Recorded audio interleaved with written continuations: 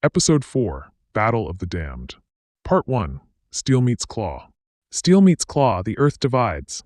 The battle cry erupted from 10,000 throats, human, elven, dwarven, and angelic, as the armies collided in the killing field before Astoria's walls. The impact was like continents crashing together, a sound that would haunt survivors' dreams forever.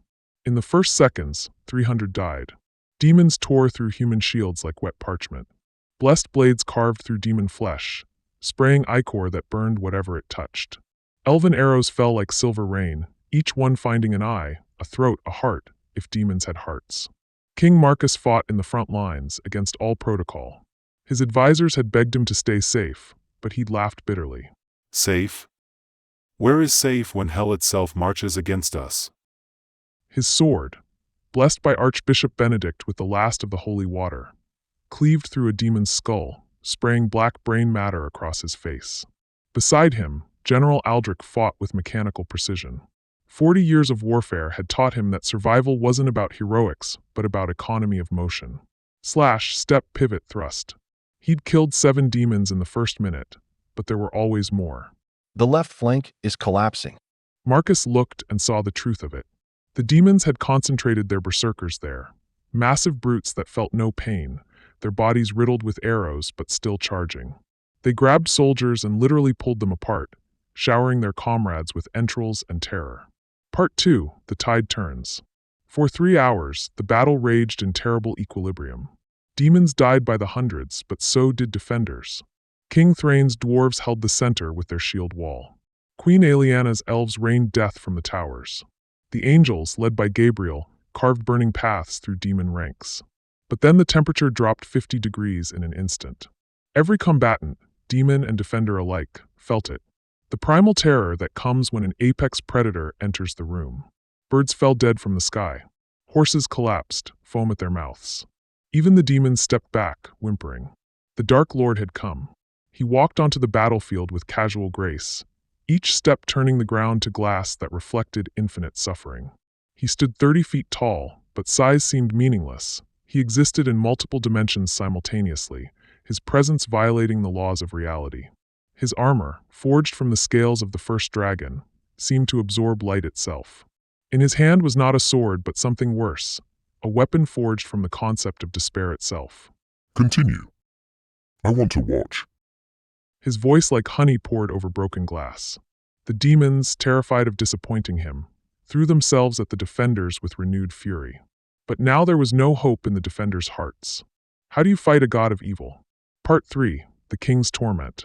The Dark Lord moved through the battlefield like a tourist through a museum, occasionally pausing to admire particularly creative violence.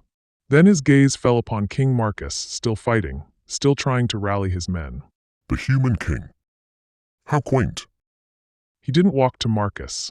He simply existed where Marcus was, reality bending to accommodate his will. Marcus swung his blessed blade, but the Dark Lord caught it between 2 fingers.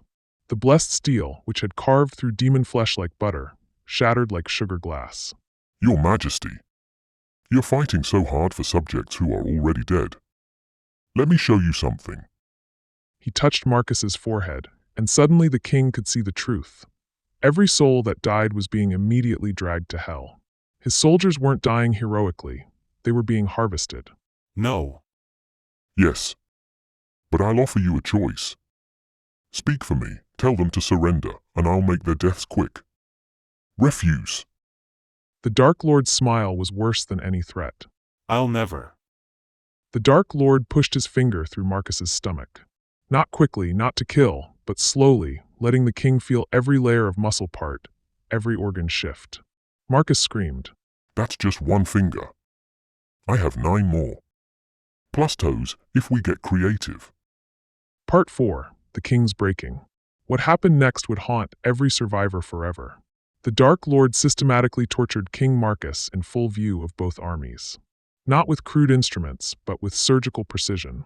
He would heal Marcus just enough to keep him conscious, then continue. He made Marcus's own body betray him.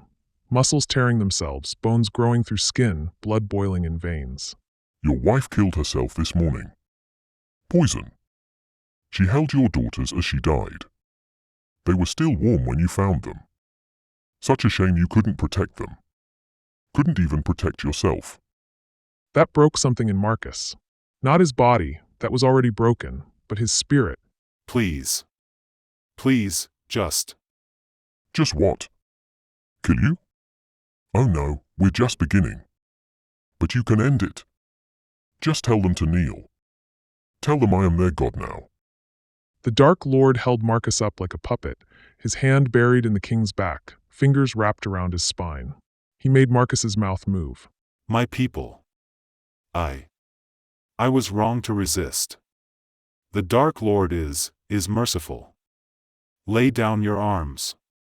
Kneel. Serve. He promises quick deaths if you. Marcus bit through his own tongue rather than finish. Blood poured from his mouth. The Dark Lord laughed. How noble. How pointless. He began to pull his hand out of Marcus's back, slowly.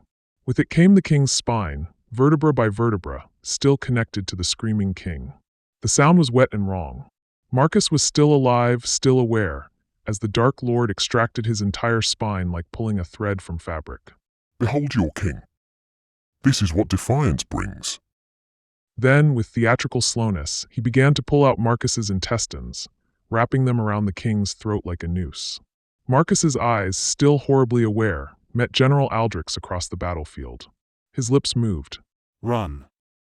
The Dark Lord noticed. Still giving orders? How precious. He squeezed, and Marcus's head separated from his body, the intestinal noose cutting through neck like wire through cheese. The Dark Lord tossed the pieces aside like garbage. Part 5, The Child's End. As Marcus's remains hit the ground, a small figure broke from the crowd of hiding civilians. A little girl, no more than 7, carrying a wooden toy sword. The same child who had tried to be brave earlier. You're a monster! My papa said monsters aren't real, but you are, and I hate you! The entire battlefield held its breath. Surely even the Dark Lord wouldn't. He knelt down to her level, his terrible face shifting into something almost paternal. What's your name, little one? Sarah. Sarah.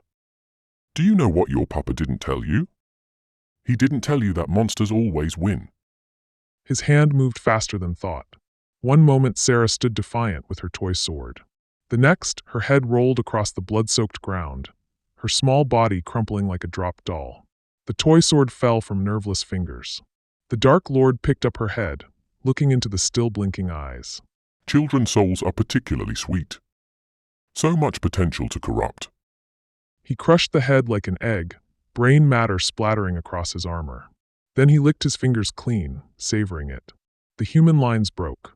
Soldiers who had stood firm against demons fled screaming from this display of casual cruelty. End of Part 1. Part 6, The Slaughter continues. With the Dark Lord on the field, the battle became a massacre. He didn't fight. He simply walked through the defenders' ranks and people died. His presence alone caused hearts to stop, minds to break. Those who got too close aged decades and seconds, their life force drained. Queen Aliana tried to rally her elves for a coordinated arrow volley. The Dark Lord noticed and pointed at her. Every arrow in every elven quiver turned into a venomous snake.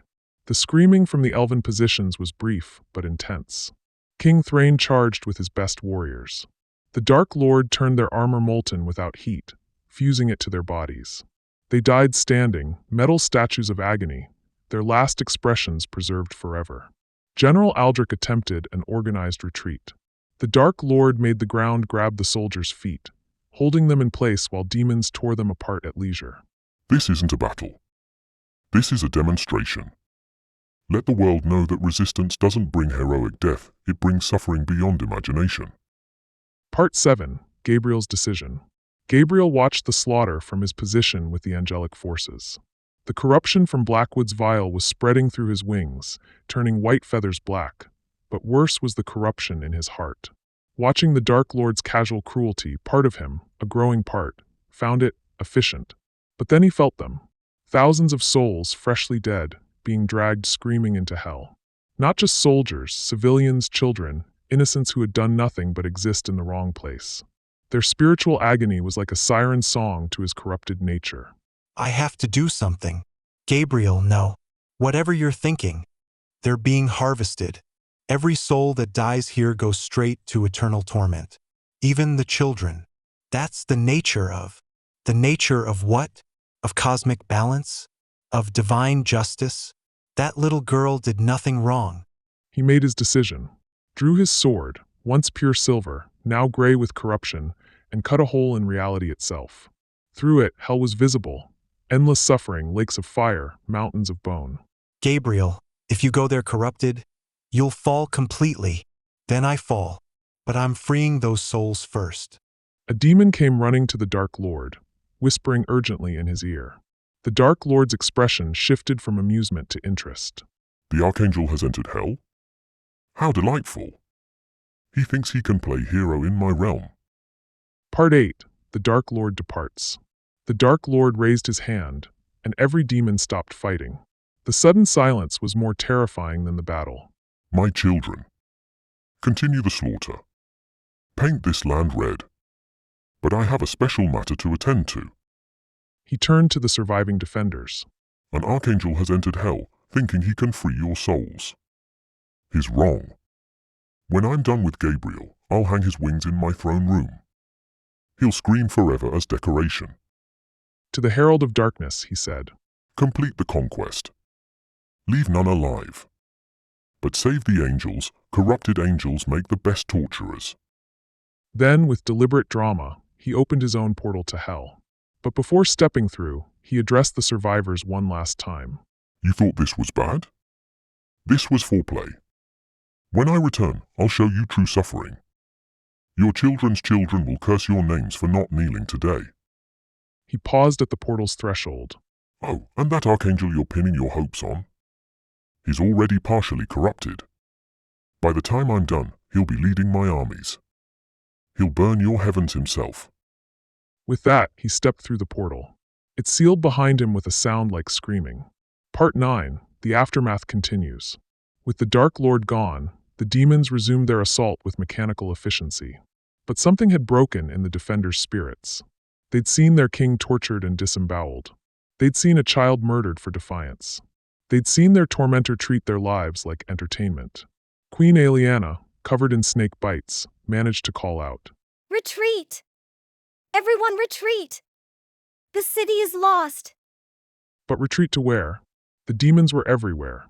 King Thrain, somehow still alive in his molten armor prison, could only watch as his remaining dwarves were cut down. His eyes, the only part of him that could still move, wept tears that sizzled on the metal. General Aldrich, one of the few commanders still alive, tried to organize civilians to escape through the sewers. But the demons had thought of that. The sewers were full of smaller demons waiting. The angels, those not yet fully corrupted, tried to provide cover for fleeing civilians. But without Gabriel, they were leaderless, and the corruption was spreading faster now, feeding on their despair. Part 10. In Hell's Depths. Meanwhile, in Hell, Gabriel carved through lesser demons like wheat. His corrupted sword, gray with neither light nor darkness, devoured their essence. He shattered soul cages, broke torture devices, freed hundreds of spirits in his first minutes there. I descend to break their chains. But hell was infinite, and the souls numbered in millions. For every cage he broke, he could see thousands more. For every soul he freed, he could hear millions screaming. Still, he pressed on, driven by rage and corruption, and perhaps the last ember of his original purpose.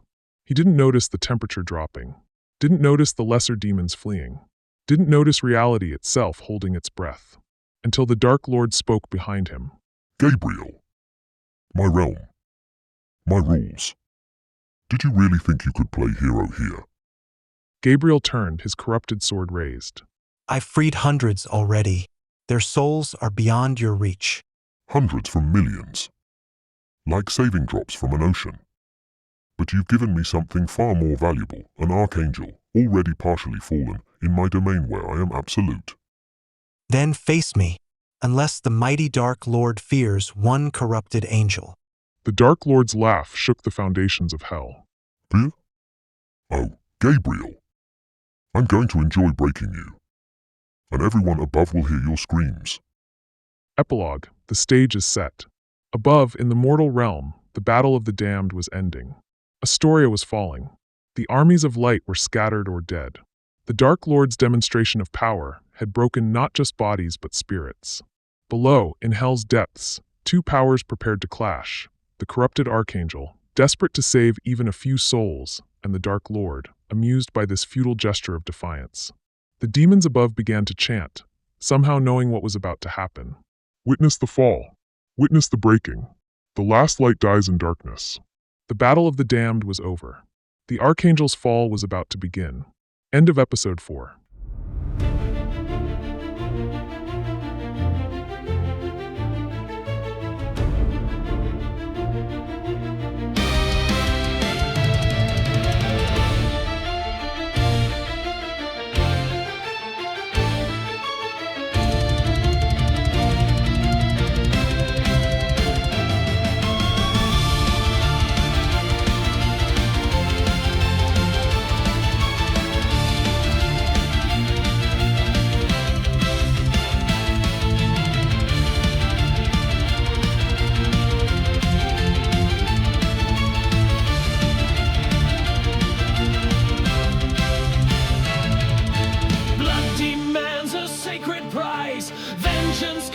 Sacrifice. Destiny has marked this night for retribution, born of spite. Vengeance, vengeance, calls me. Betrayal carved into my heart, tore my very soul apart. Justice seeks a balancing hand. Tonight I'll make my final stand. The price of blood must be paid.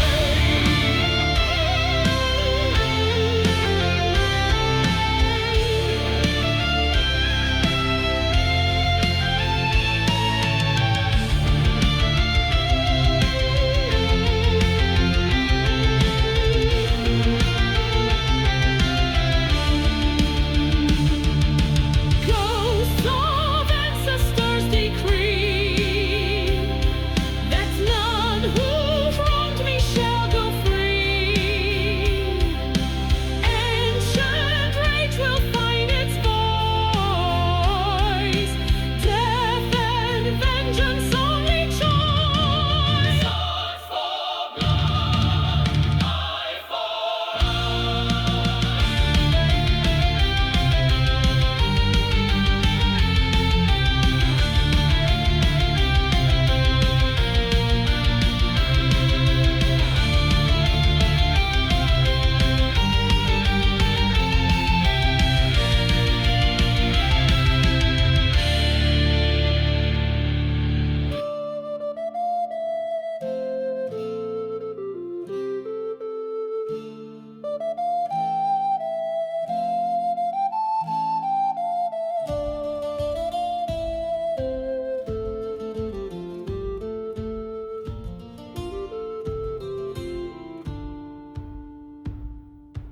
family ties severed by treachery, legacy stained by their